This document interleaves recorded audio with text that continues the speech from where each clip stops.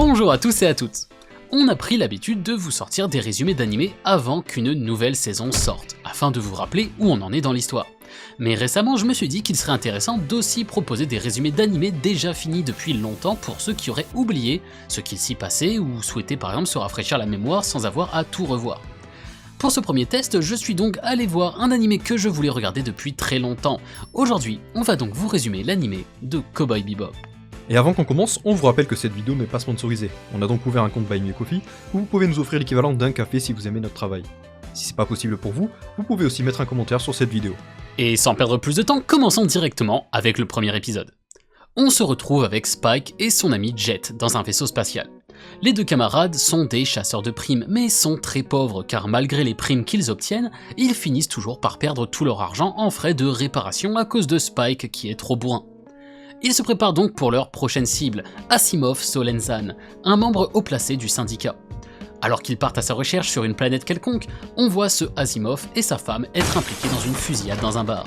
Celui-ci s'injecte cependant du Bloody Eye, une drogue permettant d'augmenter fortement les réflexes, lui permettant d'éliminer tous ses poursuivants. Spike lui tombe dessus par hasard peu après dans une petite station-service. Il joue un peu les clowns pour faire baisser leur garde aux deux criminels et arrive à leur voler discrètement une dose du Bloody Eye avant qu'ils ne s'en aillent. Spike les retrouve cependant plus tard et confronte Asimov. La police s'en mêle aussi et pour s'enfuir, Asimov se retrouve à utiliser de grandes quantités de Bloody Eye, beaucoup trop pour un humain. Sa femme, comprenant alors qu'ils ne peuvent plus rien faire, décide donc de l'achever avant que leur vaisseau ne soit exterminé par la police. Abdul Hakim est un célèbre voleur d'animaux très recherché et est actuellement en fuite après avoir volé un animal de test d'un laboratoire. Mais alors qu'il attend de retrouver la personne à qui il doit remettre l'animal, il se fait voler la mallette dans laquelle il l'avait enfermé. Le dit voleur tente de son côté de vendre sa prise dans une animalerie, mais c'est alors que Spike lui tombe dessus. Voyant que la mallette ne contient qu'un chien, Spike pense être trompé de personne et le laisse tranquille. C'est à ce moment qu'Hakim arrive pour récupérer la mallette. S'engage alors une course-poursuite entre Hakim, Spike, le chien et les hommes du labo tentant aussi de récupérer le fruit de leur expérience. En effet, il s'agissait là d'une expérience hautement illégale, transformant le chien en Datadog, ce qui le rend très intelligent. C'est pourquoi ils ne veulent surtout pas que celui-ci tombe entre les mains de la police. Après une longue poursuite, le chien finit par sauter rejoindre Spike, tandis qu'Hakim et les hommes du laboratoire se retrouvent à s'écraser directement sur un commissariat. Spike gardera ainsi le chien super intelligent et le renommera Ain. Le troisième épisode nous introduit encore à un nouveau personnage, la belle Faye Valentine. Celle-ci se fait attraper par le patron d'un casino à qui elle a arnaqué pas mal d'argent, et elle se retrouve forcée à travailler pour lui. Elle se retrouve notamment à participer à un échange très important, un client du casino devant lui remettre un jeton un petit peu particulier contenant des données ultra secrètes. Un concours de circonstances fait cependant qu'elle pense que ce client est en réalité Spike, qui passait par là tout à fait par hasard, et qu'il se retrouve aussi à effectivement mettre la main sur le dit jeton par hasard. Il n'est cependant bien sûr pas au courant de l'échange et le tout dégénère donc en bagarre avec la sécurité alors que Faye en profite pour s'échapper. Notre Space Cowboy arrive cependant à la suivre dans sa fuite et à la capturer. Revenus au vaisseau, ils étudient le jeton avec Jet et y trouvent les données qui y étaient cachées, qui sont en fait une clé de décryptage qui permettait à celui qui les possède de hacker à peu près n'importe quoi. Les hommes du casino finissent par rattraper nos chasseurs de primes et leur proposent une grosse somme en échange de Faye et du jeton. Bien que l'échange soit sur le point d'avoir lieu, ils ne respectent évidemment pas leurs paroles et le tout part en bagarre générale. Faye s'enfuit encore une fois et Spike et Jet repartent aussi de leur côté avec le jeton. On fait un petit saut de quelques jours pour retrouver Faye à court de gaz perdu dans le vide de l'espace. Elle tombe alors par hasard sur un vaisseau détruit, et son pilote lui fait une requête importante. Elle doit remettre un colis à l'ISSP, mais ne doit surtout pas l'ouvrir. Bien évidemment, elle n'écoute pas sa demande et ouvre le colis qui contient quelque chose qu'elle n'arrive pas à identifier. De leur côté, Spike et Jet se retrouvent à capturer la chef d'un groupe éco-terroriste très dangereux. Mais le lendemain de sa capture, la prime sur sa tête disparaît du site du gouvernement après que les autres membres du groupe aient fait pression sur le dit gouvernement. C'est à ce moment que nos cow-boys de l'espace tombent sur Faye, toujours à la dérive dans l'espace. Ils la recapturent donc, et en passant divers appels, ils apprennent que l'organisation écologiste a pris en otage toute une planète de 8 millions d'habitants sur qui ils peuvent lâcher un terrible virus. En effet, ils transformeraient tous ceux qui s'en approchent en singes. Il s'avère par ailleurs que c'est exactement ce virus que Faye avait justement récupéré. Face à cette prise d'otage, nos héros sont obligés de relâcher la leader éco-terroriste, qui décide malgré tout de lâcher ses missiles avec le virus sur la planète. Au prix d'un grand danger, Spike, Faye et Jet arrivent cependant à détruire tous les missiles en les laissant enfermés dans un cyberespace. Alors que le plan tombe à l'eau, le groupe d'éco-terroristes se rend compte que Spike avait glissé un flacon contenant le virus dans la poche de leur chef avant de la libérer, celui-ci se brisant dans leur vaisseau. Alors que tout ça se termine bien, Faye laisse entendre qu'elle restera avec Spike et Jet pour quelque temps. Alors que des hauts placés du syndicat des Red Dragons, une sorte de mafia, font une affaire, ils sont assassinés par un groupe mené par un homme du nom de Vicious. Mao Yenrai, l'un des hauts placés, aura cependant des derniers mots étranges.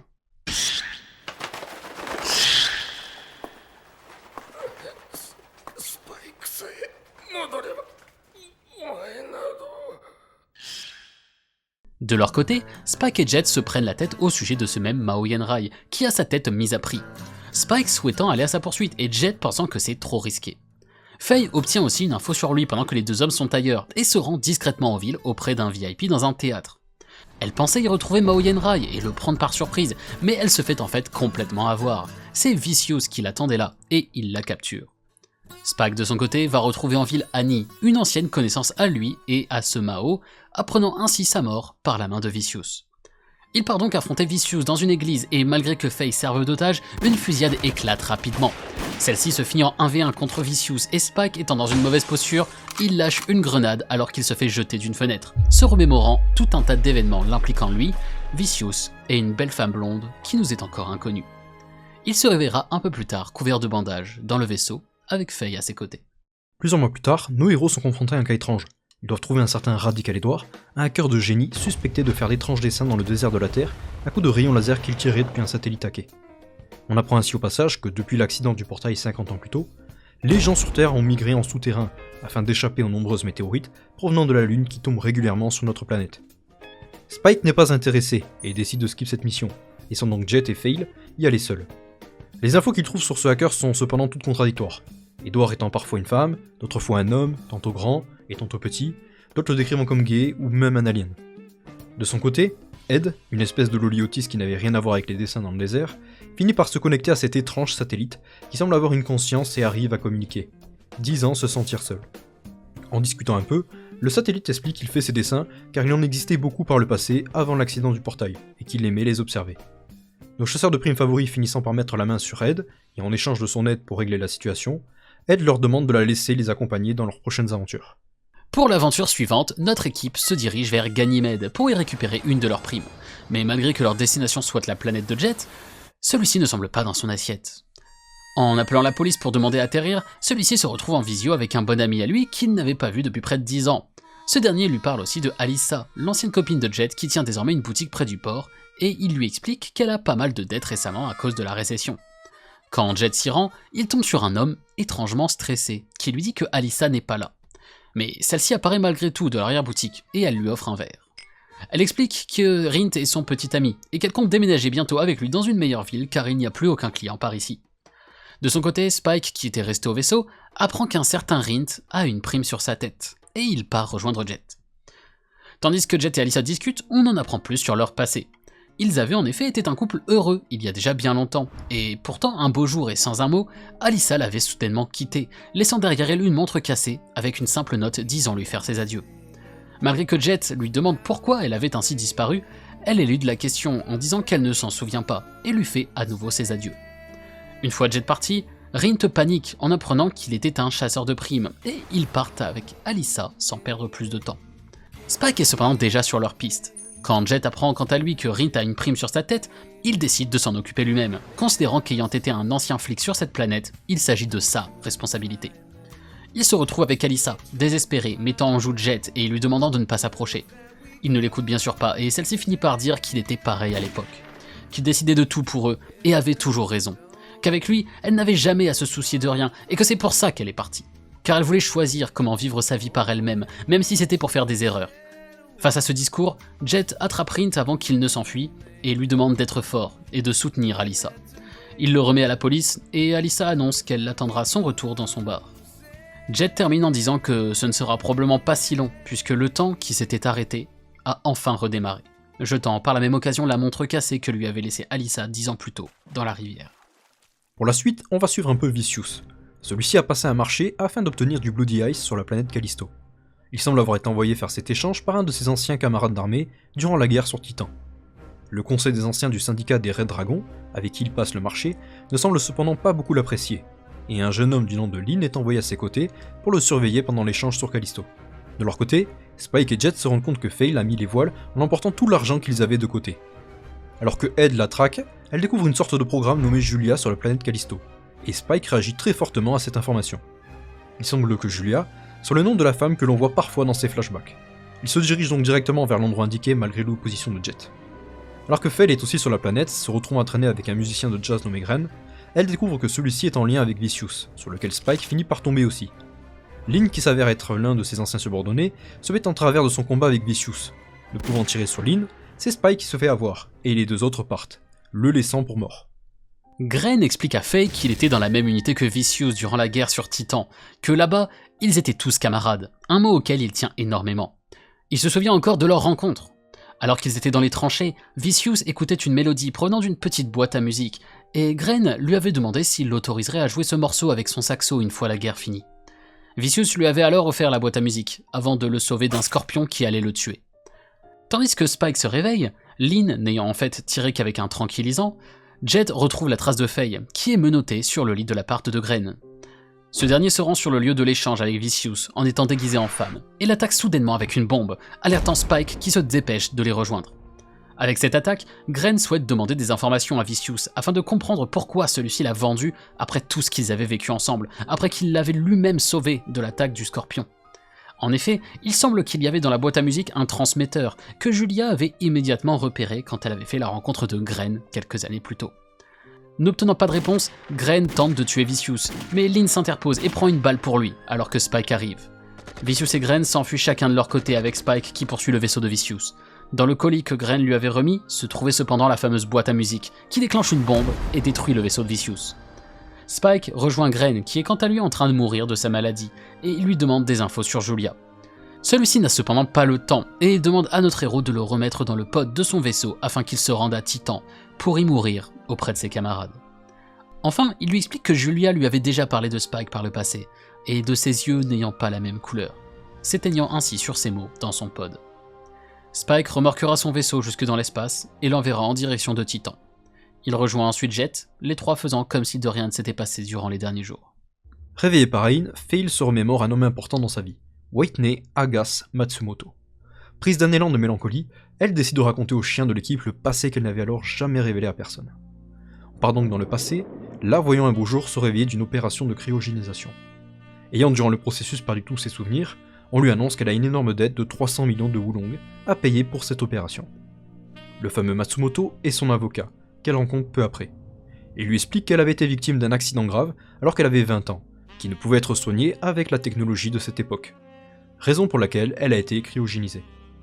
En apprenant cela, elle essaiera de s'enfuir, mais Matsumoto la rattrapera et la convaincra de rester. Ils entameront une relation amoureuse alors qu'elle apprendra à s'habituer à cette nouvelle époque, étonnée par toute cette nouvelle technologie qu'elle découvre au quotidien. Ils vivaient une belle histoire, mais en tentant d'échapper au collecteur de dettes, Matsumoto se fait tuer, léguant tous ses biens à Fail. Elle découvrira cependant avec étonnement que tout ce qu'il possédait était en fait juste plus de dettes. Elle lui en a beaucoup voulu à l'époque, même si elle se rend désormais compte qu'il ne s'agissait pas d'une si grosse somme que ça. C'est cependant à ce moment que Spike sort des toilettes d'à côté en ayant tout entendu. Alors qu'ils discutent, Jet revient en vaisseau après avoir attrapé un criminel dont la tête était mise à prix, surnommé le Madame Killer car faisant des fraudes matrimoniales. Mais quelle n'est pas sa surprise de Fail quand elle le reconnaît aussitôt comme étant Matsumoto. Face à ces questions, ce dernier explique que le docteur de la clinique était aussi dans le coup et tente de se trouver des excuses. Alors que ce même docteur arrive sous une fausse identité, dans un vaisseau de police pour récupérer le criminel, Fail décide de ne pas l'offrir à ce faux agent de police et l'aide à s'échapper. C'est au final Spike qui met fin à tout ce chaos, et alors que Fail essaie désespérément de comprendre qui elle est, le docteur déguisé en policier intervient, expliquant que c'est lui qui lui a donné le nom de Valentine, et qu'il ne sait rien de plus à part qu'elle a été cryogénisée, toutes les données ayant disparu dans l'accident de la porte. Toute cette histoire se termine quand la vraie police finit par arriver, et que le docteur s'enfuit. Fail décide de leur remettre Matsumoto pour obtenir la prime sur sa tête, lui faisant gagner la ridicule somme de 20 000 Wulong. Quelque temps plus tard, Jet est surpris de recevoir un appel d'un certain Fad. Il est l'un des anciens camarades policiers de Jet, et il lui explique qu'un vaisseau transportant des condamnés à mort vers Pluto a été détourné. À son bord se trouve notamment Ukai, un ancien assassin du syndicat. Cela rappelle des mauvais souvenirs à Jet, Fad étant celui qui lui a tiré dessus des années auparavant, lui faisant perdre son bras. Jet décide d'accompagner son ancien camarade et celui-ci lui propose même de refaire équipe à l'avenir, comme il le faisait déjà à l'époque, Jet promettant d'y réfléchir. Mais une fois confronté à Ukai, celui-ci révèle que c'est Fad qui avait trahi Jet, car ce dernier devenait trop dangereux pour le syndicat. C'est alors que le traître arrive et élimine Ukai avant qu'il n'en dise plus. Il rappelle à Jet qu'il devrait lui aussi connaître les règles, que personne ne peut échapper au syndicat. Fad fait alors semblant de tirer sur son ancien camarade, qui réagit plus vite et le shoot donc en premier, permettant à Fad de mourir en ayant racheté sa dette envers Jet. Quelques semaines plus tard, alors que Fail rentre au vaisseau, Jet lui explique avoir reçu un colis pour elle. Celle-ci, craignant que les agences d'assurance auprès de qui elle est endettée ne l'ait retrouvée, s'enfuit immédiatement. Spike finit donc par ouvrir le colis et y trouve une cassette VHS, bien qu'il ne reconnaisse pas l'objet. Il va donc avec Spike chez un collectionneur d'antiquités qui arrive à produire quelques images de la cassette, montrant une Fail adolescente. Le lecteur VHS est cependant en mauvais état, et il n'arrive pas à lire la cassette correctement jusqu'à l'arrivée d'un nouveau colis, comportant cette fois un lecteur qui fonctionne. Fail rentre au vaisseau juste à temps pour regarder cette cassette avec eux, et découvrir une vidéo d'elle plus jeune, s'envoyant un message d'encouragement à sa version future. Quelques semaines plus tard, alors que Faye regarde à nouveau la vidéo, Ed fait remarquer qu'elle semble reconnaître la statue du lion fontaine qui apparaît en arrière-plan. Faye kidnappe donc la jeune hacker et l'emmène avec elle à la recherche de l'endroit en question. Mais avant d'y aller, Ed la guide d'abord jusqu'à un orphelinat, qui se révèle être l'endroit où elle avait passé un bon moment il y a plusieurs années. Elle y apprend même que son père était passé il y a 2 mois. Il avait apparemment oublié pendant des années qu'il avait mis sa fille dans un orphelinat et s'était mis à sa recherche depuis environ 7 ans.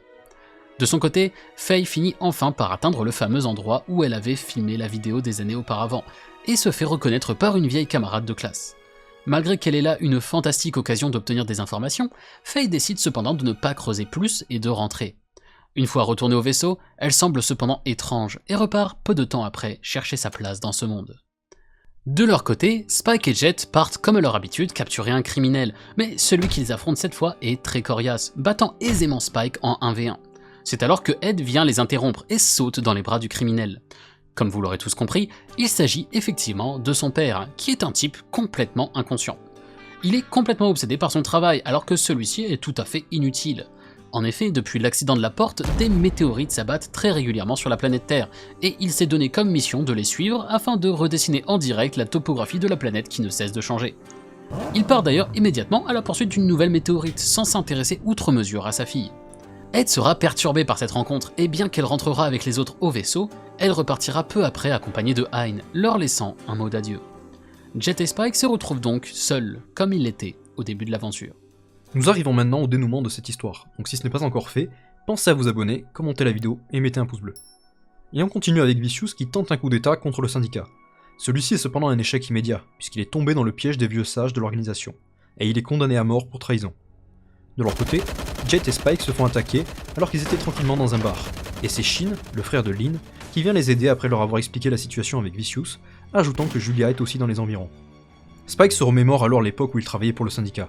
Il avait un jour décidé de tout arrêter et de quitter l'organisation, mais Julia lui avait bien dit que s'il faisait ça, les autres le retrouveraient et le tueraient. Spike lui avait demandé de venir avec lui, de le rejoindre après qu'il se soit fait passer pour mort et de fuir.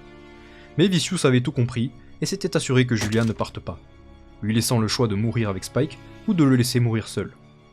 De retour au présent, Spike appelle Fail et lui demande de revenir pour les aider, mais il n'est pas clair et celle-ci refuse de l'écouter. Elle tombe cependant à ce moment sur Julia qui est poursuivie par le syndicat, et elle l'aide à s'enfuir. Bien que Fail n'ait jamais révélé son identité, Julia finit par lui demander de passer un message à Spike. Elle l'attendra à leur point de rendez-vous, peu importe combien de temps cela lui prendra pour la rejoindre. De leur côté, Jet demande à Spike de faire demi-tour, lui parlant avec un sérieux qu'on ne lui connaissait pas jusqu'à présent. Il rappelle à Spike qu'il s'est toujours présenté comme un homme qui était déjà mort une fois, et qu'il n'a pas besoin de mourir une seconde fois pour un passé déjà loin derrière lui. Mais Spike explique que c'est pour Julia qu'il fait ça, la première femme véritablement en vie qu'il rencontrait dans ce monde qui lui semblait mort. Il a décrit comme une part de lui qu'il avait perdue. Alors que Fail arrive et transmet le message de Julia, le vaisseau est attaqué. Après avoir vaincu les hommes du syndicat, Jet dit à Spike de partir chercher cette fameuse part de lui qui lui manque. Ils se débrouilleront ici sans lui. Celui-ci part donc rejoindre Julia auprès de sa propre tombe, et celle-ci le met en joue. Dans le même temps, il est venu à l'heure pour Vicious d'être exécuté, mais tout faisait partie de son plan, et avec l'aide d'autres conspirateurs, il se libère et prend dès lors le contrôle du syndicat du Red Dragon. Julia explique à Spike qu'elle était supposée le tuer, que si elle l'avait fait, elle aurait été libre. Elle baisse alors son pistolet et vient l'enlacer, lui demandant de s'enfuir ensemble, loin, très loin, pour s'échapper de ce monde. Ils se rendent ensemble jusqu'à la boutique de Annie, mais la trouvent sur le point de mourir. Elle a juste le temps de leur dire quelques mots à propos du coup d'état de Vicious avant d'expirer son dernier souffle. Les hommes du syndicat arrivent alors et tandis qu'ils essaient de s'enfuir, Julia est touchée et décède sur le coup.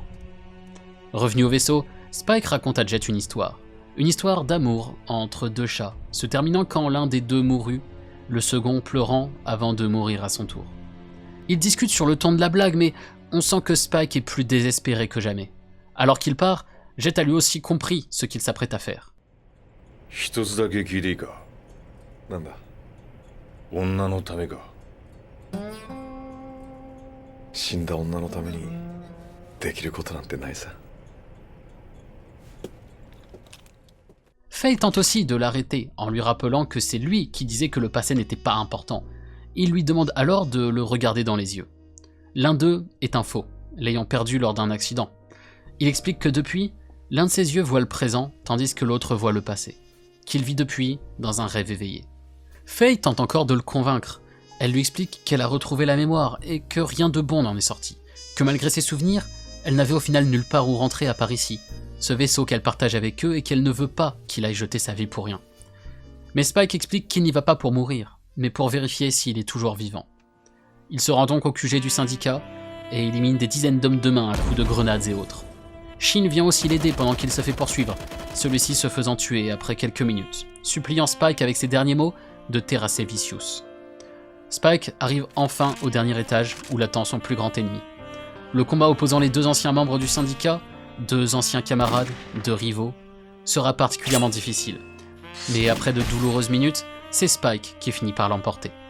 Sa victoire sera cependant de courte durée.